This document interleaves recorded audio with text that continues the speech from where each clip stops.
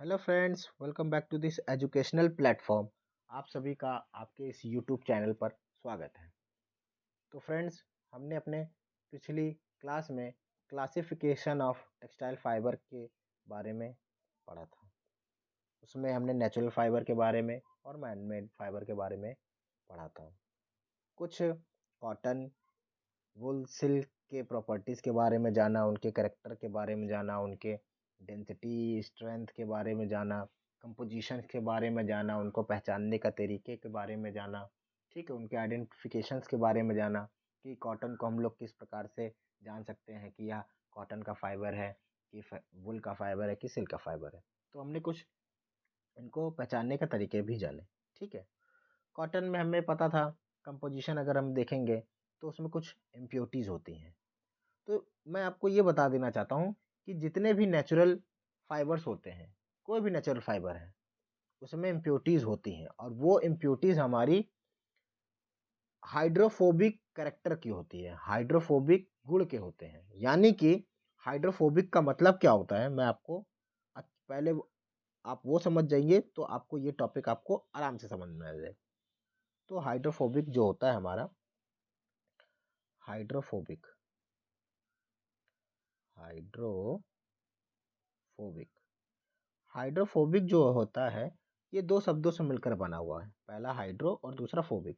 Hydro का मतलब होता है वाटर, ठीक, और फोबिक का मतलब होता है डरना, सॉरी, डरना, ठीक, या फिर दूर जाना, ठीक, या फिर हेट करना, ठीक है, हेट करना। तो यानी कि वाटर से हेट करना, वाटर से डरना या फिर वाटर से दूर जाना, उसी को कहते हैं हाइड्रोफोबिक। कहते हैं ना, फोबिया हो गया यार, उससे वो बहुत डरता है। जैसे कहते हैं ना, जब कुत्ता काट लेता है तो इंसान पानी से बहुत डरने लगता है, उसे फोबिया हो जाता है कि नहीं। तो वैसे ये भी टर्म है हाइड्रोफोबिया, यानी कि जो हाइड्रो का मतलब होता है वाटर और फोबिक का मतलब है डरना, दूर जाना, हेट करना। ठीक है, तो हाइड्रोफोबिक ऐसे कैरेक्टर के पदार्थ होते हैं जो पानी से हमारे दूर भागते हैं। अभी आपको समझ में आएगा, इसको मैं रिलेट करके बताता हूँ। ठीक है, एक शब्द हमारा ये हो गया कि हाइड्रोफोबिक, और दूसरा शब्द है हमारा हाइड्रोफिलिक। ठीक है, हाइड्रोफिलिक। यहाँ पर भी हाइड्रो का मतलब है वाटर और फिलिक का मतलब है लव करना या फिर पास आना। ठीक है, यानी कि जो वाटर से संपर्क में रहे, वाटर से प्रेम करे, उसी को क्या कहते हैं हम लोग, हाइड्रोफिलिक। हाइड्रोफोबिक समझ में आ गया और हाइड्रोफिलिक समझ में आ गया। चलिए हम अपने पहले साइड में चलते हैं। इस पर लिखा हुआ है कि ग्रे फैब्रिक को तैयार की आवश्यकता आखिर क्यों है। तो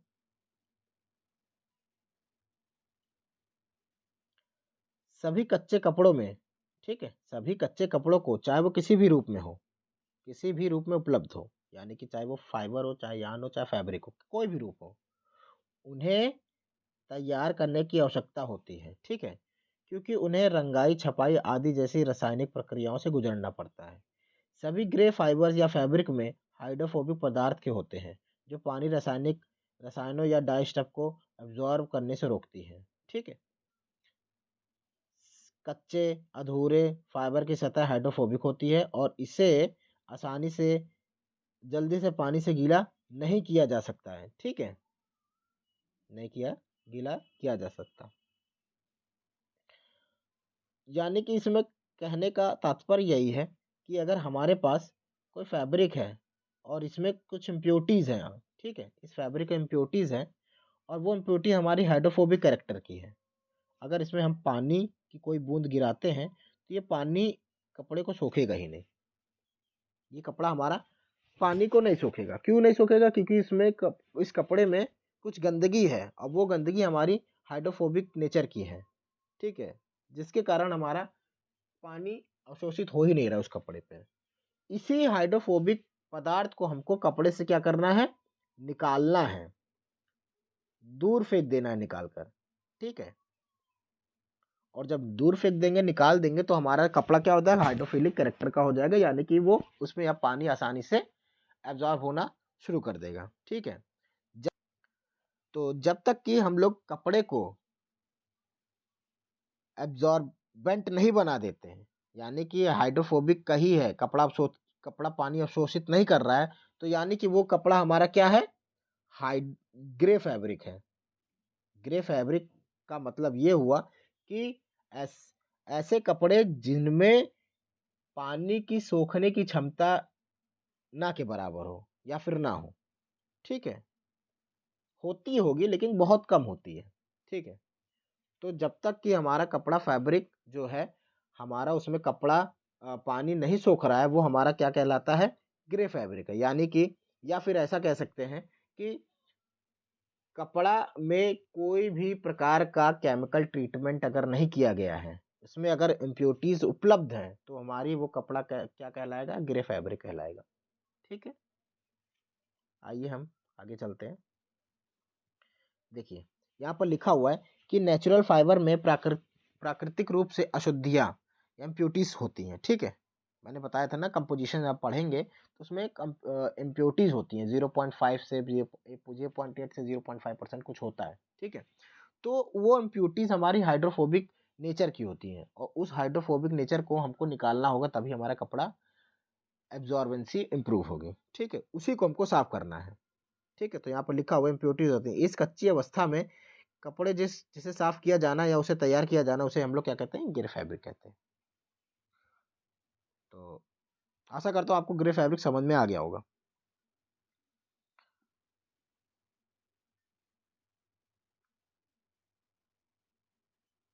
इसलिए यदि रेशों को रंगना, प्रिंटिंग करना या कोई अन्य वेट प्रोसेसिंग करना है, तो उनकी हाइड्रोफोबिक की बाहरी सतह को परत को हटाना होगा और फाइबर को हाइड्रोफिलिक अवस्था में परिवर्तित करना होगा, जिससे उन्हें आसानी से गीला किया जा सकता है।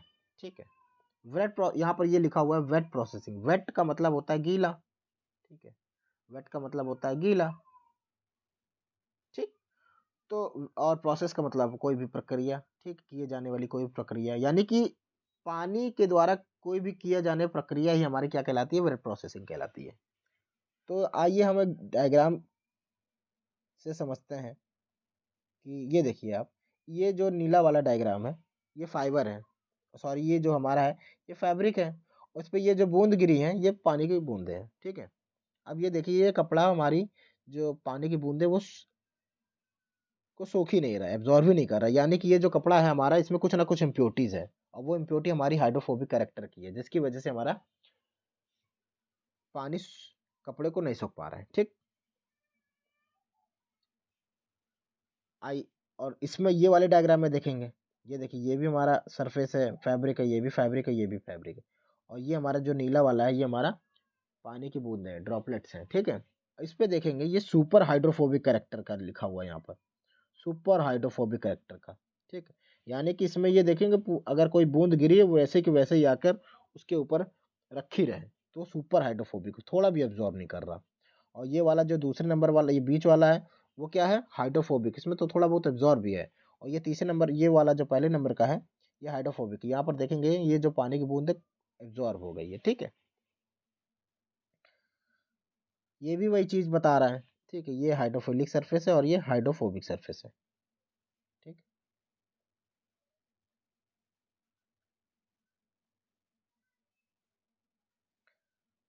तो हम लोग हाइड्रोफोबिक सरफेस को कैसे रिमूव कर सकते हैं, यहाँ पर दिया गया है कि केमिकल ट्रीटमेंट से, यानी कि रासायनिक उपचार से हम लोग ग्रे फैब्रिक को अवशोषित बना सकते हैं। ठीक है, एब्जॉर्बेंट बना सकते हैं।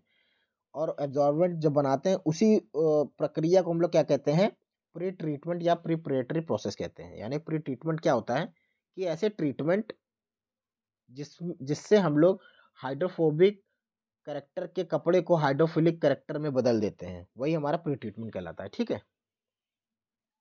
और ट्रीटमेंट और प्री ट्रीटमेंट, ठीक है, प्री ट्रीटमेंट या प्रिपरेटरी प्रोसेस दोनों एक ही चीज है। एक आदर्श तैयारी प्रक्रिया में अपनाने जाने वाले क्रम को इस प्रकार दर्शाया जा सकता है। यानी कि एक ये प्रक्रिया है कि कपड़े में सबसे पहले कौन सी प्रक्रिया करते हैं। सबसे पहले हम लोग सिंजिंग करते हैं, फिर क्लीनिंग, क्रॉपिंग, शेयरिंग करते हैं, फिर डिजाइनिंग करते हैं, drawing, mercerization, scouring, bleaching and washing करते हैं। इन सब के बारे में हम लोग आगे एक एक करके ब्रीफ में एकदम समझेंगे।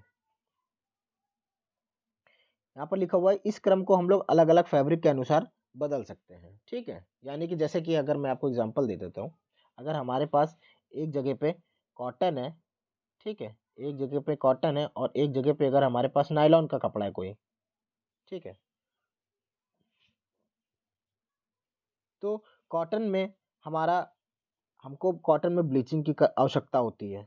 ठीक है, क्योंकि हमको कपड़े को सफ़ेद बनाना होता है। लेकिन नायलॉन जो है वो मैन मेड फाइबर है एक तरह का, ठीक है, यानी कि सिंथेटिक फाइबर है।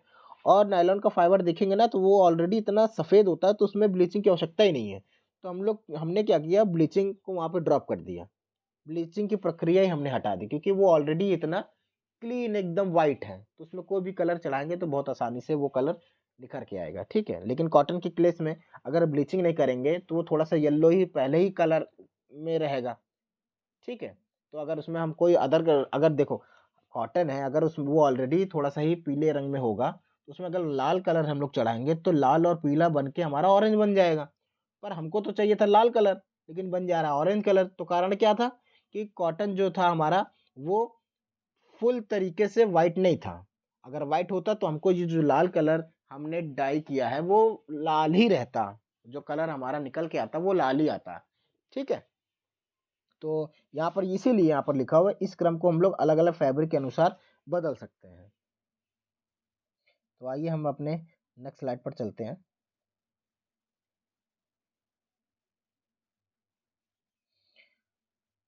वेट प्रीपरेटरी या प्री ट्रीटमेंट प्रोसेस। वेट का मतलब मैंने बताया था ना, ऐसे प्रोसेस जिसमें हम लोग पानी की आवश्यकता से कोई भी ट्रीटमेंट करते हैं। जैसे कि इसमें ये जो ट्रीटमेंट है वो डिसाइजिंग के नाम से, स्काउरिंग या ब्लीचिंग के नाम से, इस ये वो हमारे वेट ट्रीटमेंट में आते हैं। और ड्राई ट्रीटमेंट में क्या क्या आता है, ऐसी ऐसे ट्रीटमेंट जिसमें हमारे पानी की आवश्यकता होती नहीं, मतलब सूखे सूखे ही हम लोग इसको बगैर पानी के उसको हम लोग साफ सफाई कर सकते हैं। ठीक है, जैसे सिंजिंग होगा, क्लीनिंग हो गई, इसमें हम लोग बिना बगैर पानी के हम लोग प्रोसेस करते हैं। अब देखेंगे ये जो मैंने लिखा हुआ है कि क्लीनिंग या फिर क्लीनिंग, क्रॉपिंग एंड शेयरिंग, तो अगर ये डायग्राम को आप देखेंगे तो आपको समझ में आएगा। ये ग्रे फैब्रिक है, ठीक है, अनप्रोसेस्ड फैब्रिक है। ठीक है, इसमें देखेंगे ये धागे निकले हुए हैं, ये देखिए ऐसे ऐसे धागे की, ये फैब्रिक हमने बनाया। ठीक है, फैब्रिक को हमने बुनाई कर दिया, लेकिन उसमें देखेंगे ये धागे निकल के आ गए हैं, रेशे निकले हुए हैं। तो इन सब इसको क्या करना है, हमको क्लीन करना है, इन रेशों को, इन धागों को निकाल देना है, काट काट देना है, क्रॉप करना है, शेयर करना है। तो ये जो हमारा ये जो आ रहा है, ये देखो ग्रे फैब्रिक है, लेकिन ये क्रॉपिंग है, क्रॉप्ड है, क्लीन फैब्रिक है। ठीक है, इसको हमने बगैर पानी की सहायता से, कैंची वची रोलर की मदद से या फिर इसको जलाकर हमने किसी प्रकार से इसको प्रोसेस किया है। ठीक है,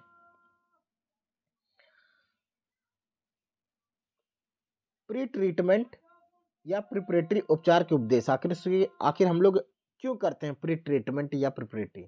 अब मैंने आपको बताया था प्री ट्रीटमेंट इसलिए करते हैं ताकि हमारा जो भी हाइड्रोफोबिक करेक्टर के कपड़े में जितने भी नेचर होंगे उसको हम लोग को निकालना होता, तभी जाकर हमारा वो कपड़े को हम लोग उसमें ड्राइंग, प्रिंटिंग, फिनिशिंग या अदर कोई भी केमिकल प्रोसेस कर सकते हैं। तो वही चीज़ यहाँ पे लिखा हुआ है। ठीक है, तो प्री ट्रीटमेंट प्रक्रियाओं में डिसाइजिंग, स्कोरिंग एंड ब्लीचिंग शामिल है, जो बाद की रंगाई और छपाई प्रक्रियाओं को आसान बनाती है। ठीक है, तभी हम भाई कपड़े को उनके अनुसार बनाना है ना। तो हमारे पास ऐसी कौन कौन सी प्रक्रियाएं हैं, कौन कौन से प्रोसेस हैं, डिसाइजिंग है, स्काउरिंग है, ब्लीचिंग है, ये कुछ शामिल हैं प्री ट्रीटमेंट में, जो हमारा कपड़े के बाद में हमको इसको बाद में डाइंग, इसके बाद हम लोग डाइंग, प्रिंटिंग, फिनिशिंग आराम से कर सकते हैं। ठीक है,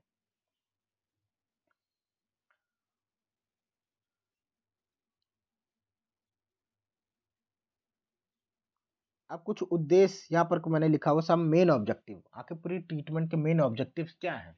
जैसे यहाँ पर लिखा हुआ है टू रिमूव लूज फाइबर। ठीक है, रिमूव लूज फाइबर, जैसे वहां पर देखे थे आपने देखा होगा, ये कपड़ा था उसमें कुछ धागे निकले हुए थे, ये ठीक है लूज फाइबर्स निकले हुए थे। इसको हम लोग क्या करते हैं, इसको हम लोग निकाल देते हैं, कट कर देते हैं। ये लूज फाइबर को हम लोग जो निकले होते हैं उसको हम लोग क्या कहते हैं, प्रोट्रूडिंग फाइबर, या फिर लूज फाइबर कह सकते हो, या प्रोट्रूडिंग, लेकिन प्रोट्रूडिंग हम ही टर्म, टेक्निकल टर्म में हम लोग इसको प्रोट्रूडिंग फाइबर के ही नाम से जानते हैं, ठीक है। अगर कोई भी धागा कपड़े के बाहर से निकल रहा हो या रेशा निकल रहा हो, उसको हम लोग क्या कहते हैं, प्रोट्रूडिंग फाइबर कहते हैं, ठीक है। इसको हटाना, ये एक एक उद्देश्य हो गया। To remove dust and dirt, convert fabric from hydrophobic to hydrophilic, to increase absorbency, to increase lustre, high colour yield, to minimise pilling, ठीक है। एब्जॉर्बेंसी तक आपको समझ में आ गई। इंक्रीज लस्चर का मतलब क्या हो रहा है, देखिए इसको मैं समझाता हूँ आपको। लस्चर को इम्प्रूव करना, लस्चर यानी कि चमक, कपड़े पे हम लोग चमक लाते हैं, ठीक है। तो ये किसका उद्देश्य है, प्री ट्रीटमेंट का उद्देश्य है। अगर कपड़े में चमक ही नहीं रहेगी तो हमारा कपड़ा डल डल सा लगेगा, उसको कोई अट्रैक्टिव रहेगा ही नहीं, ब्यूटीफुल दिखेगा ही नहीं, ठीक है। तो हम लोग का मेन उद्देश्य तो यही है कि कपड़े को ज़्यादा से ज़्यादा हम लोग ब्यूटीफुल अट्रैक्टिव नेचर का बना सके, ठीक है।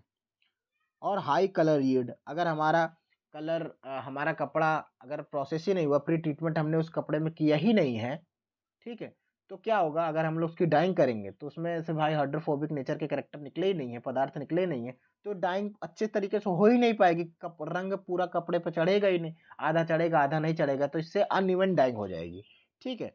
और अनइवन डाइंग होगी तो हमारा पूरा डाइंग खराब हो जाएगा। तो हमारा उद्देश्य ये है कि अगर हम लोग कपड़े में से पूरे डाइंग सॉरी हाइड्रोफोबिक कैरेक्टर के जितने भी प्रोडक्ट हैं उसको कपड़े से निकाल देंगे, तो ज़्यादा से ज़्यादा हमारा जो डाइंग में कलर घुले होंगे वो कपड़े पे आकर ज़्यादा से ज़्यादा चढ़ेंगे। यहाँ पर लिखा इसीलिए लिखा है हाई कलर यील्ड होगा, वहाँ पर वो ट्रांसफ़र होंगे, ज़्यादा रेट में ट्रांसफ़र हो जाएंगे, ठीक है। जहाँ अभी तक 60% चढ़ रहा था कपड़े पे रंग, वहीं पे हमारा 90% चढ़ने लगेगा। 90% क्यों चढ़ेगा, जब हम लोग उसकी ट्रीटमेंट कर देंगे पहले से, ठीक है, या फिर उसमें से हाइड्रोफोबिक कैरेक्टर को निकाल देंगे, जहाँ पर कम हमारे रंग चढ़ रहे थे, जहाँ हमारा 40% कलर हमारा वेस्ट हो जा रहा था, वहाँ पे अब हमारा 10% वेस्ट हो रहा है, ठीक है। तो ज़्यादा ज़्यादा कलर हमारा ट्रांसफ़र होगा। और उसके बाद एक लास्ट जो हमारा ऑब्जेक्ट लिखा है मैंने, टू मिनिमाइज पिलिंग। अब पिलिंग क्या होता है इसको समझ लीजिए। पिलिंग, ठीक है, पिलिंग का मतलब होता है, अभी मैंने आपको बताया था प्रोट्रूडिंग फाइबर, ठीक है, कपड़े में से रेशे निकल के आते हैं, ठीक है, रेशे निकलते हैं। यही रेशे जब आपस में गुथ जाते हैं, मिल जाते हैं, आपस में पकड़ बना लेते हैं, तो ये कपड़े पर एक गोल गोल गोल गोल तरह के फॉर्म हो जाते हैं, ठीक है, गोल गोल नेचर के बन जाते हैं, छोटे छोटे छोटे बॉल्स बन जाते हैं कपड़े के ऊपर। वही बॉल्स क्या कहलाते हैं, पिलिंग कहलाते हैं। चलिए मैं उदाहरण देता हूँ आपको। आपने स्वेटर देखा हो, सबने पहना भी होगा। अगर स्वेटर में देखेंगे कि बहुत सारे रोए निकले रहते हैं, बहुत सारे फाइबर्स बाहर की तरफ होते हैं।